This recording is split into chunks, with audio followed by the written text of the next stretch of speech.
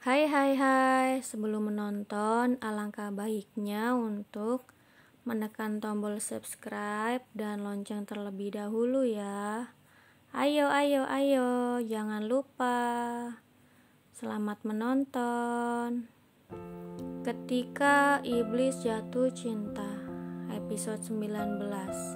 Astaga Theo, karya Via Raya. Black Panther, Leopard, dan Fox, di antara kalian bertiga, siapa yang mau dijadikan sebagai supir pribadi sekaligus pengawal dari istri Bos Osa?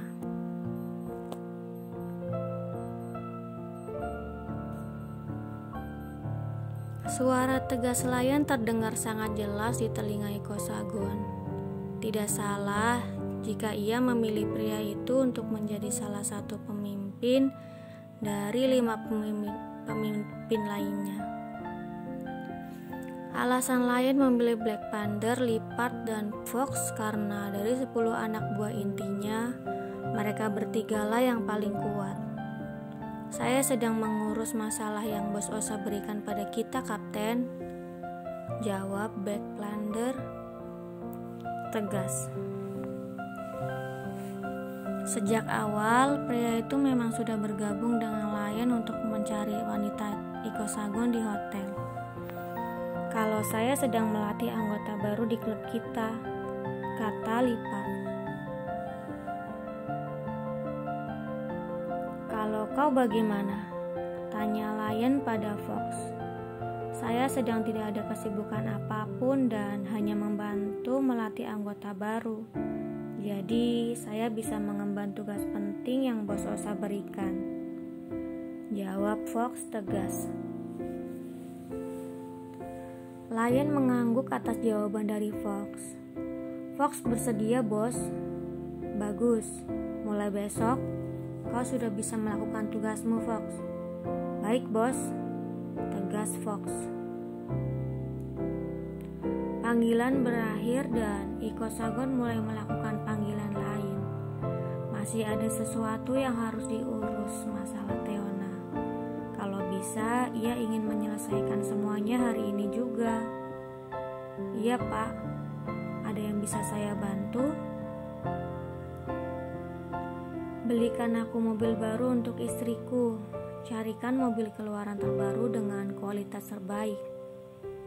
Baik, Pak. Tapi Anda ingin mobil berwarna apa untuk istri Anda? Mendengar ucapan sekretarisnya membuat Iko Sagon terdiam. Bahkan warna kesukaan Teona saja ia tidak tahu. Warna hitam saja. Baik, saya akan membeli mobil warna hitam. Iko Sagon nampak berpikir, apalagi yang dibutuhkan untuk memenuhi kebutuhan Teona. Ia tidak boleh membiarkan wanita itu berpikir bahwa ia suami yang tidak mengurus istrinya dengan baik. Apalagi ada hal yang memang tidak bisa ia berikan pada wanita itu. Jadi sebisa mungkin ia harus memberikan segala sesuatu yang Teona butuhkan. Apa masih ada lagi yang perlu saya lakukan, Pak? Tanya Alejandro tidak mendengar suara apapun di balik telepon.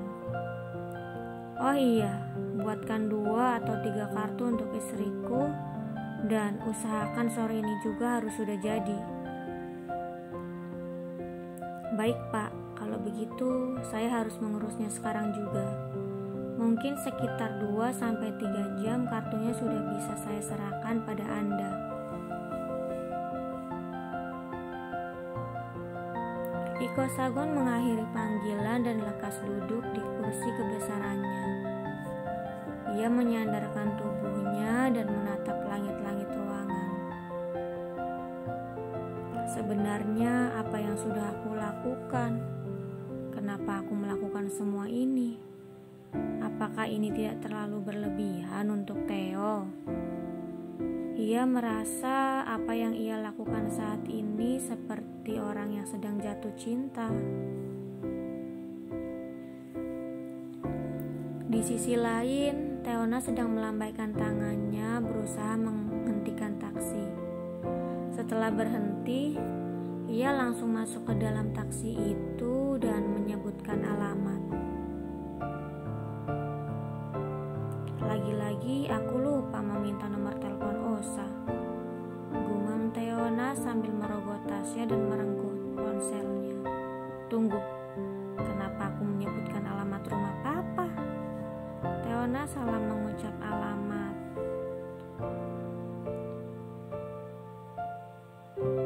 Tentu saja karena ia baru tinggal di rumah suaminya dan belum mengingatnya.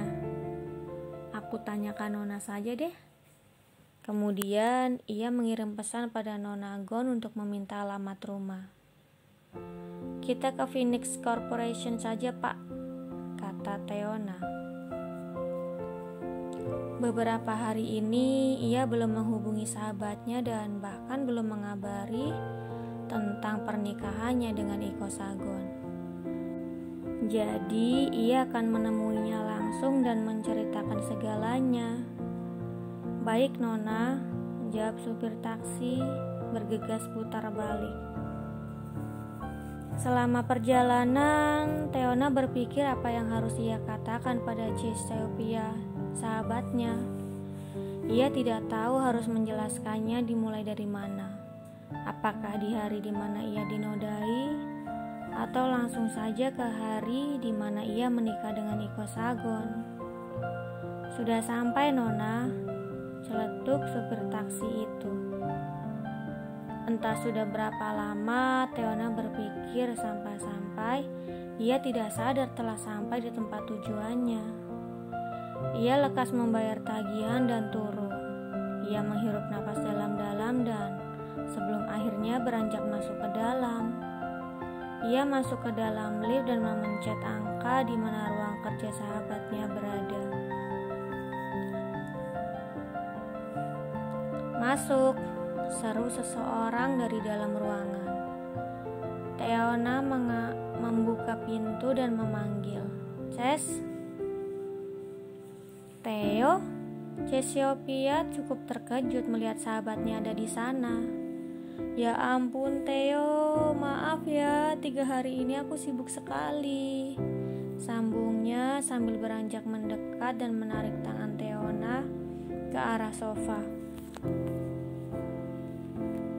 Aku tahu. Teona duduk bersebelahan dengan Chesiopeia. Sudah sepantasnya kau sibuk mengurus perusahaan sebesar ini, imbuhnya memaklumi. Oke, sebenarnya ada apa?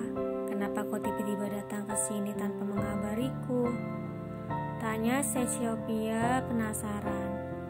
Pasalnya Teona tidak pernah datang berkunjung tanpa mengabarinya lebih dulu.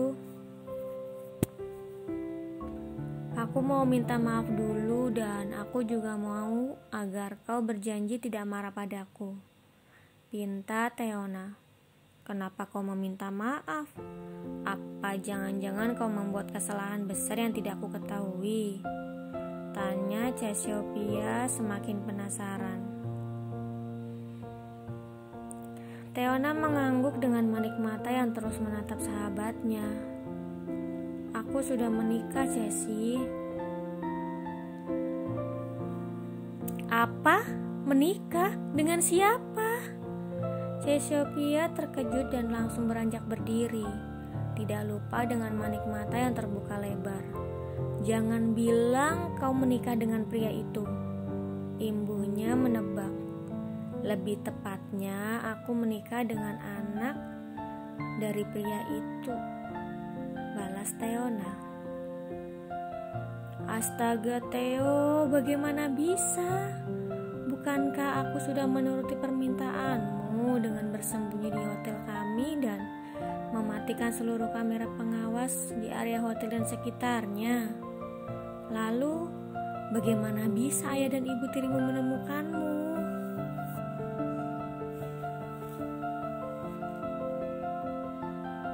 Bersambung. Jangan lupa untuk like, komen, share, subscribe, dan tekan tombol lonceng untuk mendapatkan notifikasi episode selanjutnya. Terima kasih.